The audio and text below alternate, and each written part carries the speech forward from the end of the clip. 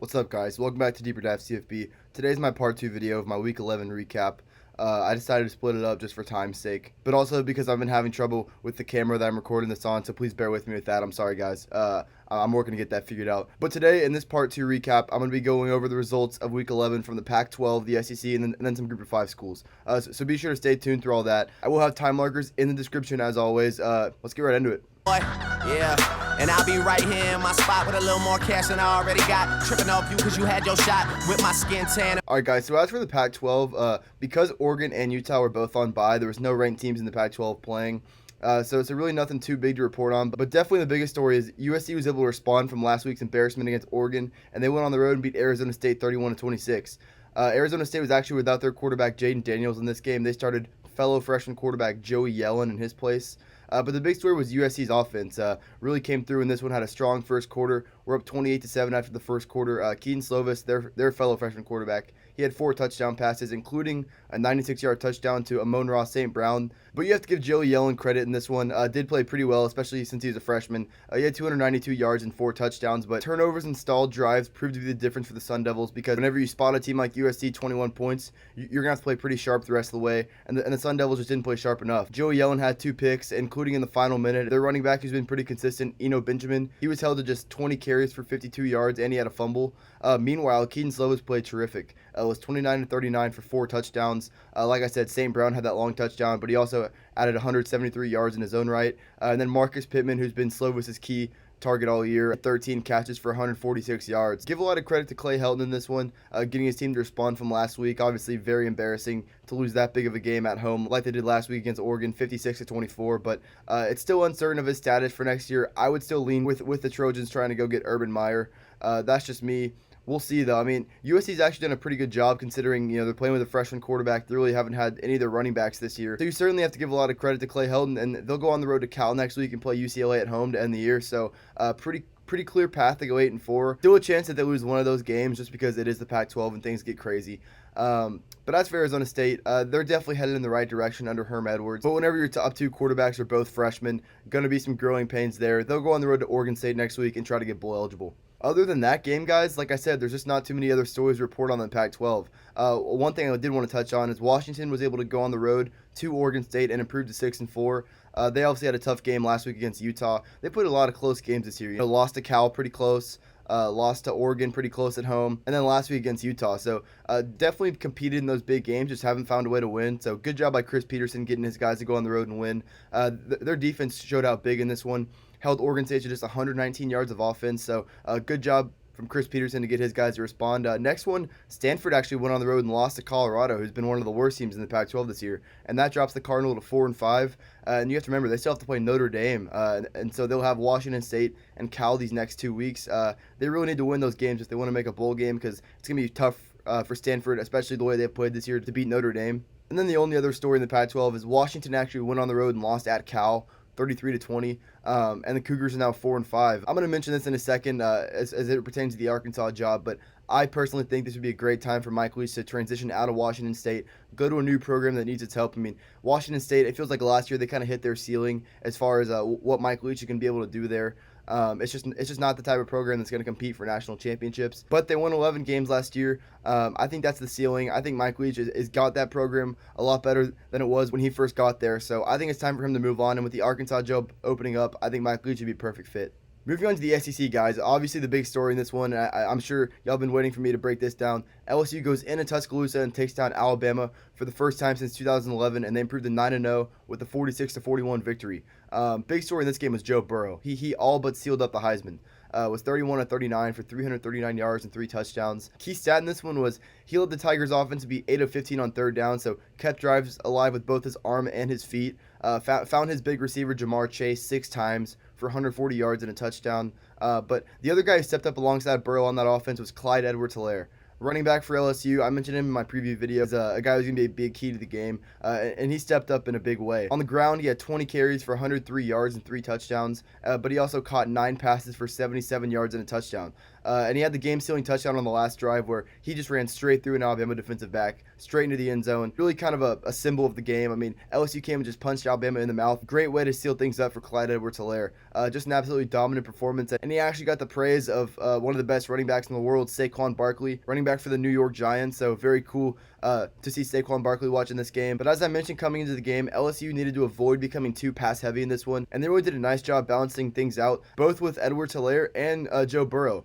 Joe Burrow scrambled 14 times for 64 yards. So kind of became that second option in the run game because LSU didn't really use any of their other running backs in this one. So good job by Joe Burrow to kind of step up in the run game for the Tigers. As for Alabama, Tua didn't play bad, but he definitely didn't play great. First drive, he had an unforced fumble where he just dropped the ball. Was scrambling to his right and just dropped the ball. I don't know if he was thinking about his ankle, if his ankle was hurting, but definitely a play that hurt the Tide, especially when you look at the final score. That was a chance that they could have gotten a touchdown. But you have to remember, he still had 418 yards and 4 touchdowns. Found his star receiver Devontae Smith 7 times for 213 yards and 2 touchdowns. But definitely left a lot out there. I think we've all seen Tua play his A game, and this certainly wasn't it. But at the end of the day, when your A game is 418 yards and 4 touchdowns, you're just an elite player, and Tua certainly is. Alabama's running back Najee Harris stepped up big time in this one. Had 19 carries for 146 yards and a touchdown, but at the end of the day, it wasn't enough. Like I said, LSU came in ready to play, and they just punched Alabama straight in the mouth. As for the fallout of this game, I think LSU is all but locked up a spot for the playoff because they'll go on the road to Ole Miss. They'll host Arkansas, and they'll host A&M. Those first two should be straight-up blowouts. I mean, Ole Miss is not good, and Arkansas is certainly in a bad state, as I'll mention in a sec. I think A&M could give them a pretty good game, but I don't think the Aggies are any threat to come into Tiger Stadium and beat LSU. They'll probably play Georgia in the SEC championship game. And even if they lost that game, I think there's no doubt that LSU would still be in. This is now their 4th win against an AP top 10 team this year, so very impressive win by the Tigers, needless to say. As for Alabama, I'm going to address where the Tide stand as far as playoff hopes closer to Tuesday when the next selection committee rankings come out. I'm going to make a video reacting to Tuesday's rankings, so I'm going to address more about the Tide there. But one thing to note, the Tide certainly got helped out by Penn State losing to Minnesota. Like I said, we're going to talk about that in a separate video. One thing I did want to mention before we kind of close the book on this game, if y'all didn't see Ed Orgeron in the locker room after the game, he was fired up. I'll leave it right here. Change the narrative. You understand that? Yes, sir. We gonna beat their ass in recruiting. We gonna beat their ass every time they see us. Okay. You understand that? Yes, sir. Roll Tide, what? Fuck you. Yeah! Like I said, fired up, and rightfully so. I mean, it's a big win for his program. Like I said, LSU hadn't beaten Alabama since 2011, so it's kind of been a lopsided rivalry, so really big for LSU. Ed Orgeron's got to feel really good about things, you know, bringing in Joe Brady. That's probably one of the best hires and one of the most effective hires I've seen in college football kind of as a fan of my life, because Joe Brady has turned the LSU offense, which was just always just so bland and so boring. Now they're one of the most innovative offenses in college football, so big turnaround for LSU, and needless to say, a huge win for that program. Next in the SEC, guys, Georgia's defense shuts out Missouri at home, and they win the game 27-0. They held Missouri to only 198 yards of offense. Kelly Bryant was out of this game for the Tigers, so that was definitely a big help for the Georgia defense. As for the Georgia offense, though, Jake Fromm did not play great at all. He was only 13 to 29, which I think if there's one thing, if you think about Jake Fromm, it's definitely that he's efficient. Wasn't efficient in this one. He did have 173 yards and 2 touchdowns, and he found his star receiver, Lawrence Cager, 6 times for 93 yards. But one thing to note here, with Georgia playing Auburn next week, Lawrence Cager left this game with a shoulder injury. He had to miss the Kentucky game a few weeks ago with the same injuries. So definitely something to watch out before they go on the road to Auburn next week.